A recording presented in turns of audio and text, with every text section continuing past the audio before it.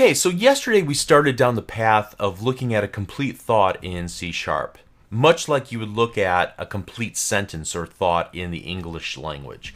And I said something to the effect that just like you use a period at the end of a sentence in the English language, you use a semicolon at the end of a properly formed C Sharp statement. I may have even briefly referred to statements in C Sharp as having nouns and verbs and so forth, extending that analogy. And so I wanted to elaborate on that and clarify what I meant in this video. And hopefully, by understanding a little bit more about the structure of a properly formed statement or instruction in C Sharp, it'll help you write your own code. Okay, so let's start off just giving a basic hierarchy, the basic building blocks that make up a line of code. So statements are complete thoughts or complete sentences in C Sharp. Statements are made up of one or more expressions. Expressions are made up of operators and operands. And so we've seen examples of all of these already in all the code that we wrote yesterday. I just want to take a few of these a little bit out of context and point out the various parts. So console.writeLine hello world. Here we have an operand and we have an entire expression which actually forms a statement as well. And if we look at the next one, if user value equals 1. The user value equals 1 is an expression. It's a part of the entire statement, not the entirety in and of itself. Just having that by itself means nothing. We'll come back to that in a moment. Y equals x plus 7. The x plus 7 part is a expression. The x part is a variable we created. That is an operand. The operator is the plus symbol. The my string equals Bob plus my last name. Okay, again, here's an expression. The Bob plus my last name is the expression. It's made up of operands and operators. The operands are literal strings like the literal string Bob, and the variable my last name, the operator, is the plus sign. And there are others. But the expressions have two things in common. They consist of operators and operands. Operands are things like objects. For now, just think of classes like the console class, or variables like or literal strings. Okay, I suppose you could call these the nouns within our complete sentence analogy. Operators are things like the plus operator, which, when working with numeric data types, indicates that you want to add the values together. The plus operator can also be used to concatenate strings together, like we saw in the example yesterday. There's the equal sign, which we already noted means variable assignment. So when I set x equals or y equals to x plus 7, we can see that we are assigning the value of x to y plus 7. We also worked with the if statement. We noted that the double equal sign means equality. So if we want to check the equality, it's different than making an assignment. We are evaluating the two against each other. Are they equal, or greater than or less than? Okay. And there are some other operators that we've seen, but you might not typically think of as an operator. For example, parenthesis. It's the operator for method invocation. It's what we use to pass our arguments to the parameters of a given method, such as the writeLine, for example. So what happened if we were to ignore those parameters? Well, it changes the meaning of our code, and quite frankly, C# would have no way of understanding that. Another operator is the dot operator, which means member access. So we use the console classes writeLine and readLine member methods. They are members of that class. Remember, we said that we're using the term class as an organizational unit around the methods within our applications. And so to access those methods that belong to the class, to the console class, you had to use a dot. And we'll be using the dot notation countless number of times over the next few weeks as we write code. All right, and there are quite a few operators, but as you start out, honestly, you probably only need to know about a dozen of them. So I just want to focus on a few for today. I'm going to kind of throw them at you in a rapid fire sequence, but we'll add them to our resource materials, the cheat sheet, into our memorization work, and hopefully you'll recall these when you need them. And if you don't recall them, we can always refer back to this video for a quick reminder. Okay, so again, rapid fire. This is an assignment operator. We are assigning the value of 3 to the variable x. This is an addition operator, the plus sign.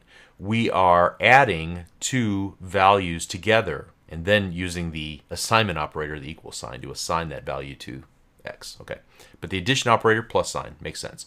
Subtraction operator, similar. We are taking two values and subtracting one from the other. The multiplication operator is the asterisk. So that's how you multiply two numbers together. The division operator is a forward slash. That's how you divide one number into another. The equality operator is how you evaluate two operands against each other to see if that indeed is true or false. So the return value of the double equal sign will return true or false. It's either equal, those two values are equal, they're not equal. Equality operator. The greater or less than operators. X is greater than y, x is less than y. Again, simple mathematical operators. I'm sure that you've already encountered these in primary school. The greater than or equal to operator, or the less than or equal to operator. Okay, so here's some new ones that you may have not seen before. This is the conditional and operator. So in this particular little segment of code here, if x is greater than y and a is greater than b, then perform the block of code underneath the if statement. So that double ampersand is the and operator. Both of those conditions must equate to true in order for this statement to evaluate to true and therefore execute the code of the block of code below it. There's the conditional or operator, which are two pipe symbols. In my keyboard, they're above the backslash. And so in this case, if either one of these true statements are true, or I'm sorry, expressions are true, then execute the code block below the if statement. If x is greater than y or a is greater than b, either one of those, then we're good to go. So that's the conditional or operator. We use the conditional and conditional or a lot. Okay. And then there's this neat conditional operator. We'll come back to this later. This is kind of a shorthand for the if statement. Again, we'll come back to it later. You can set the message equal to either car or boat depending on the value of x. If it's equal to 1, then set it to car. If it's not equal to 1, then set it to boat. Again, great shorthand notation, eliminates a lot of keystrokes. A little cryptic, but definitely used all the time in C# code. Remember the dot notation. Console dot read line. That's how we get member access. We have a class and we want to access one of its members, one of its methods or properties. We'll talk about properties later, by using the dot notation for member access. And then also we said earlier that the parentheses are used for method invocation. So by virtue of the fact that we use the open and close parenthesis, or we even insert some arguments for the parameters, we are saying we want to call this method. We want it to perform its task. Okay. So you think you can memorize all of these? Well, I know you can. They're easy to memorize. Just give yourself a little time. You really need to memorize these. There's actually a much larger list, but 99% of the time, these are the operators that you're going to be using. Okay, so in each of these cases, an expression is made up of a combination of operands, again, literal strings, variables, objects like the console class, and operators, like we just looked at in that rapid fire sequence, the plus, the equal, the dot notation, parentheses, and so on. You use expressions to form statements, which is how the actions or instructions of an application are expressed in C#. We've already seen several great examples of statements so far. We looked at a few just a moment ago. But let's categorize some of these statements into a couple of buckets, just for the sake of understanding the taxonomy of statements. First, there's a code block, which is defined with curly braces. Now, we've seen how they're used in the namespace, in the class, and the method definition, as well as their use in if statements. So there are code blocks. That's one type of a statement. Then there are declaration statements. For example, int x. That's a declaration statement. You can combine that declaration statement with, what do we call that again? Initialization. Right. The next kind of the next kind of statement are expression statements. They're things like this line of code: my string equals first name, my first name plus my last name. Okay, there are expressions being evaluated and assigned. Another example of this is sum value equals 3 times x divided by 100. Now, I just want to say this briefly, that the same rules that apply in algebra with regard to the precedence and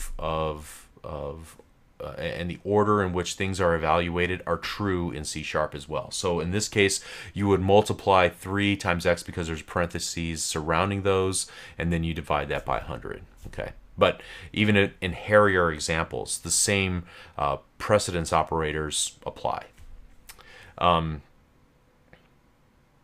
Okay, then there are selection statements, and we've seen one example of this so far, the if statement, for example.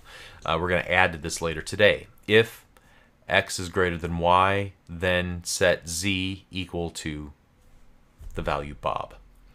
There are iteration statements, which I'll show you later today, and there are a couple of others, but basically these are the syntax rules of C#.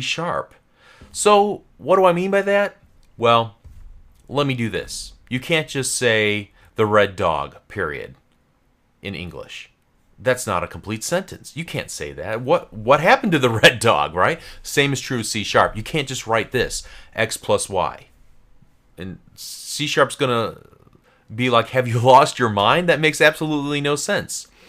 So for beginners, understanding that there's a proper syntax, just like there's a proper syntax and grammar in the English language, is a big step to helping you solve your own problems or phrasing C# instructions that the C# compiler will accept. Okay, so to recap, a couple of things. Statements are complete instructions in C#. They consist of expressions. A statement is like a sentence in the English language, and the expressions are things like nouns and verbs. And actually, expressions are made up of operands and operators. Operands are things like objects, that's number 2, or you can think of classes or variables or literal strings. These are kind of what we call the nouns, if you want to extend that analogy. Third, operators are like verbs. They act on the operands, and we spent quite a lot of time in this video looking at about a dozen or more operators, and we've been using operators for all sorts of purposes up until now, even if we didn't actually identify them that way. Number 4, you have to memorize the operators. Operands are like variables and classes and strings. They're easy to remember because you create those yourself. You're making up the names for them. But you have to memorize the operators because that's the way that you do something meaningful with your operands. Okay, so I just wanted to make those distinctions and to help you get a firmer grasp on the C# language itself. Next up, we're going to talk about data types and converting one type into another type. See you in the next video. Thank you.